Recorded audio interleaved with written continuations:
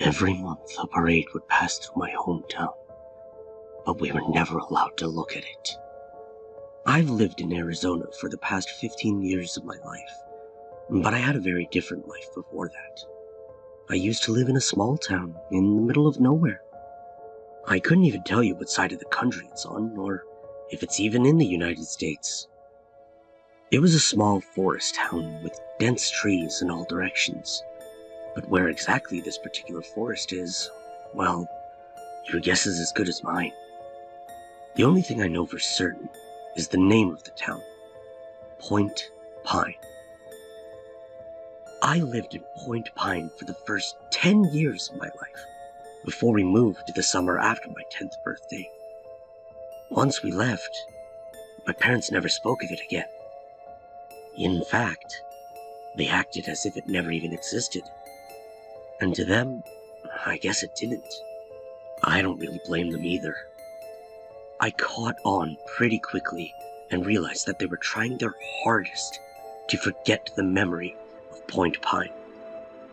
Whenever kids at school asked me where I was from, I simply told them I was from a small town that they had never heard of. I also learned early on that any questions about Point Pine would be met with punishments. A few months after we moved to Arizona, my older sister Felicity had a school project about family history. She did it on our life in Point Pine and wrote about some things she remembered from there. Our mom found her project the day before she was to turn it in and burned it in the backyard.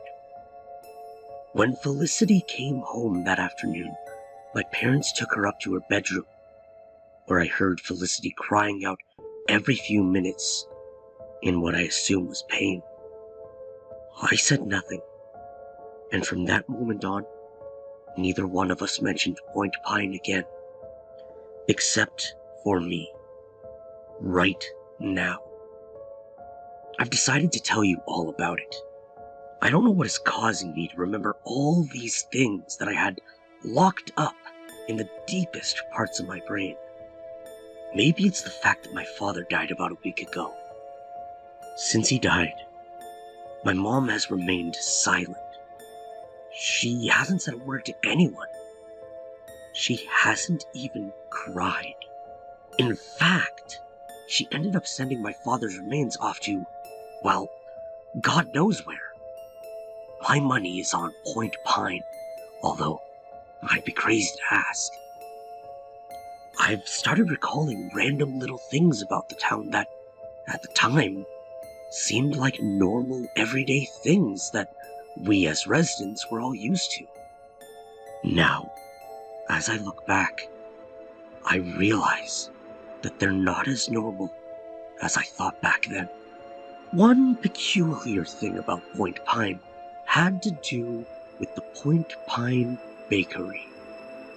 Whenever you went in there, the owner, Mr. Terrence, always knew what you were about to order. I remember the kids having some sort of rumor about Mr. Terrence being a magician who could read your minds.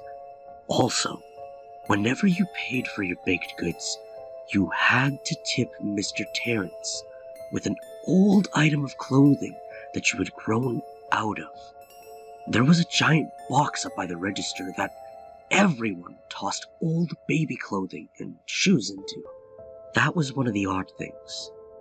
Although, you'll come to realize that it won't seem that weird in comparison to some of the other things about Point Pine.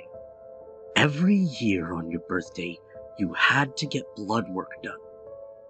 I don't think anyone really knew what the point of this was, or if they were actually looking for something. We all just knew that our birthdays would start off with a trip to the Point Pine Labs. Everyone had to be up at 8:13 a.m. sharp. There was a system of speakers placed around the town, like an amusement park or something, and at 8:13 a.m., without fail, the wailing alarm sound would ricochet through the neighborhoods, waking everybody up. This was followed by parents running to wake up their children and get them out of bed as quickly as possible, like the house was on fire or something. Sometimes I expected it to be. All the Point Pine schools were placed in different areas of the town. Point Pine Elementary was towards the east side. Point Pine Middle School was in the west. Point Pine High was in the dead center of town. And Point Pine University was up on a small hill towards the south. If you haven't noticed by now, every place in the town was named Point Pine blank. The Point Pine Cafe, the Point Pine Mall, Point Pine Grocery, etc., etc.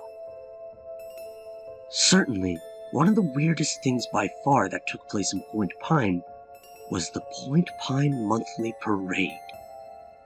It happened every month without fail. It was never on the same date, though, and each month a student from Point Pine High was chosen to be in it. The weirdest thing about this parade, though, was that we weren't allowed to watch it go by. Not out on the streets, not from the windows, and not even on television.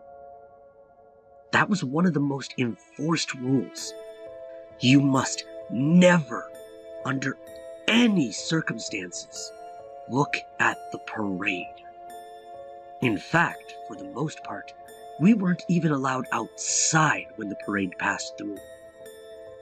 We always knew when the parade was about to start, though, because it always happened the same way. You would hear a chorus of voices, like a church choir singing a melody. It wasn't a familiar one that I knew. I was only familiar with it in the sense that I heard it once a month. It sounded like it could be from a nursery rhyme or something similar. The voices seemed to come from everywhere, and nowhere all at once. It was like they were coming from the sky, the ground, the trees, the buildings, like everything in Point Pine was singing.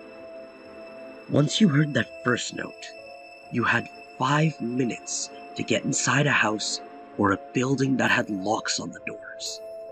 This might come as a surprise, but in Point Pine, not many buildings contained locks. So, if you happened to be out and about on the street when the singing started, you had about 3 options on the places you could go. One of the schools, the staff break room in the Point Pine bar, or the fridge in the Point Pine pizza shop. One year, in the month of August, my friend Lee and I decided that we were going to break the rules and not go inside when the parade passed. Now that I think about it, I'm surprised that kids didn't do this more often, considering that, well, when you tell kids they must absolutely never do something, they often do that exact thing. Since we didn't know when the parade was coming, where it started, or the exact path that it took around town, we decided that the smartest thing to do would be to wait in the forest near the Point Pine Library until the parade eventually came down that street. So we basically decided to spend about half of the month of August hanging out near or around the library. Around the 3rd week of the month, while we were sitting on the steps of the library talking about some random things that aren't important, we heard the music start. Lee and I looked at each other and then took off running into the trees, while everyone else raced to the nearest school. We went far enough into the forest that someone on the street wouldn't see us, but stayed close enough so that we were still able to see part of the road. We waited for a while, whispering to each other and then shushing one another as we waited for the infamous parade to pass. This year, my sister's friend Reed was chosen to work on the parade. She was a few years older than my sister, but they were friends because Reed used to live next door to us when we were younger. We were crouching in the bushes and leaves when we heard the chorus of voices getting louder and therefore closer. "Dude, I totally see it," Lee hissed. I straightened my back a little bit in my crouched position to try to see what Lee was seeing. I was always a short kid. Even now I'm shorter than most guys my age. Or any age, really. so Lee always pretty much towered over me. I can't see anything, I hissed, shifting my position. Shh, they might hear us, Lee hissed. I stopped moving and instead waited for them to get closer, where they were bound to pass right in front of my line of sight. Oh no! Oh crap! Suddenly, Lee dove to the ground, landing in the fetal position, with his head cradled in his hands. What? I asked, looking from him to the street. I saw her! I saw that girl! He exclaimed. Reed? I asked, looking over to try to spot her. Lee grabbed me and slammed me down to the ground. Ow! I exclaimed. What was that for? I asked. You don't want to look at it, Lee replied. I noticed that for the first time in all of the years that I had known him, Lee looked absolutely terrified. I turned my back on the parade and sat down to look at Lee instead. What did you see? I whispered. Those things. They did something to her. They're eating her, Cody. But she doesn't even care. I looked at Lee, who still had his head in his hands, and he was crying now. I sat with my back to the parade, no longer wanting to see.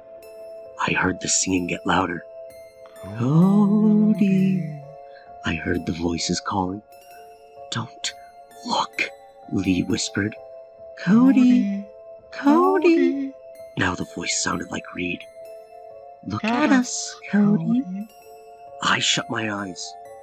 The voices went on for a few minutes longer, and at one point, Lee started wailing. I kept my eyes shut the entire time. After that, it moved along and continued its way through town. Once we began to hear everyone come out of their hiding places, I stood up and leaned down to help Lee get up. But once he stood up, he kept his head down. Lee, what's wrong? I asked. I could hear him sniffling. Lee? He finally responded as he lifted his head. It took my eyes. I will never forget the dark, bleeding holes in Lee's face and the cuts around his skin. I threw up in the forest for a good 3 minutes before I was able to help lead Lee out of the forest. A few adults saw us and got our parents, who came and got us right away. The day after that, my family moved out of Point Pine. I never knew what became of Lee after that day. Minutes after we left, my parents acted like Point Pine never existed. It was never discussed, and I never had the nerve to ask about Lee again. As far as I know, Lee was the only person who ever saw the parade, and he was never able to see anything else after that. I don't know if Point Pine still exists. I'd like to go check it out again. But even if I knew where it was, or how to get there, I don't think I'd ever go back. I have a feeling that I wouldn't exactly get a warm welcome. Although, I can't shake the thought that my parents were somehow still connected to the town, even after all those years.